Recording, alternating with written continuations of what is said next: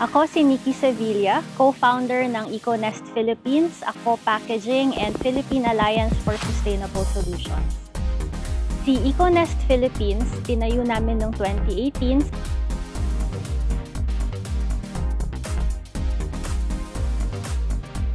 Gusto po namin lumaganap ang eco-friendly packaging sa iba't ibang lupalop dito sa Pilipinas.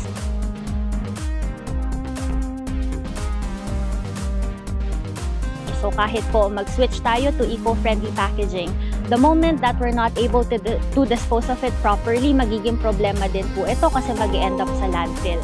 So ang aming advocacy at aming pinopromote ay proper disposal ng ating waste.